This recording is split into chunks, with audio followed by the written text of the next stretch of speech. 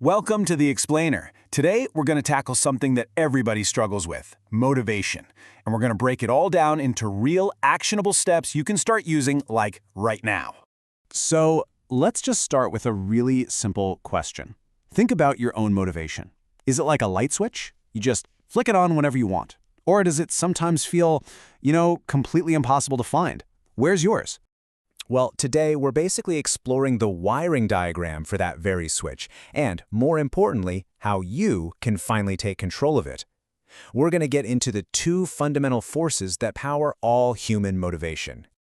Okay, so here's the crucial point. This switch, it's not random at all. It's actually powered by two really distinct kind of opposing energies. Think of it like a circuit. All right, so what are these two core forces? Well, on one side, you've got inspiration. That's the pull of a dream, right? Moving towards something amazing. And on the other side, desperation. That's the push you get from escaping a really bad situation. Total opposites, but both are incredibly powerful. So here's a classic example of inspiration for you, Dr. Edwin Land. His daughter just asks this simple question, "Hey, why can't I see the photo I just took right now?" And bam, that one question just sparks this whole idea for instant photography. It wasn't just a thought, it became this incredibly vivid goal that led him to invent the Polaroid camera. And then you have the flip side, desperation. And there's no better story than Tony Robbins.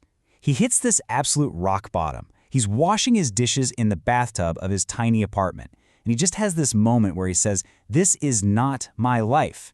That feeling, that pain of his current reality, that became the rocket fuel for everything he did next. All right, so let's move on and see how this all builds into a really practical framework. It's often called toward and away from motivation. Let's dive into what that actually means. You see, your brain is pretty much hardwired to do one of two things. Either move toward what you want, pleasure, goals, all that good stuff, or move away from what you don't want, pain, problems, consequences. And believe it or not, most of us have a default setting. What do you think yours is? Okay, think about this. How do you wake up in the morning? Seriously, is it for a normal day of work, or is it the first day of a vacation?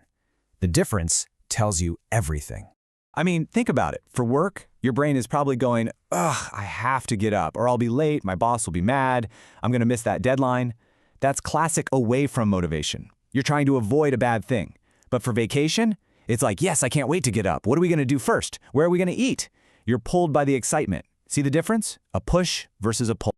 Okay, so it's really important to get this. Neither of these styles is better or worse than the other. They both have incredible strengths and, some pretty specific weaknesses. And understanding them, well, that's the key.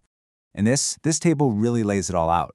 Toward people, they're the visionaries, right? Great at setting big goals and spotting opportunities. The downside, they can sometimes be a little blind to the potential risks. Now, away from people, they are absolute masters at spotting problems and preventing disasters. They're essential for any team. But their motivation can kind of fizzle out once the immediate threat is gone. Okay, let's dive into this. This is the fun part. How can you actually use this knowledge to motivate yourself and maybe even the people around you? You don't have to be some kind of psychologist to figure this out. It's actually way simpler. You just listen. Listen to the words people use. Are they talking about what they want to achieve, gain, or attain? That's toward. Or are they focused on what they need to avoid, prevent, or fix? That's a dead giveaway for away from. So once you know their style, you can frame things completely differently. For that toward person, you talk about the prize, the reward, what they're gonna get. For the away from person, you highlight the problems they can help prevent, the fires they can put out. And look, this isn't about manipulating people. It's just about speaking their language. Okay, now for what I think is the most powerful part of all of this. We're going to talk about how you can literally rewire your own brain, how you can manually adjust your own motivation switch. All right, let's try a quick little experiment. Right now, just think of the word lemon.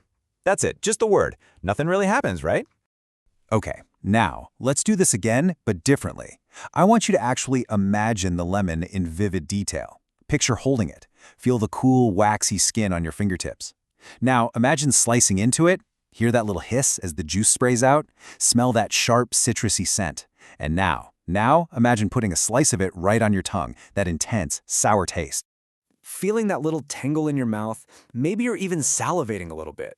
That's your brain responding to the detail. It proves your brain doesn't just react to words, it reacts to rich sensory experiences as if they're real. So these little sensory details, they have a name. They're called submodalities. And you can think of them as the control buttons for your emotions and your brain. Things like the size of a mental image, its color, the brightness, how close it is, the sounds associated with it. These are the dials you can turn. So here's how you actually rewire your motivation. First, picture something you feel totally unmotivated to do. Let's say exercise. Notice the details of that mental image. It's probably kind of small, maybe dull, far away. Now, step 3. Picture something you're super motivated for. A vacation, a project, whatever. Notice its details.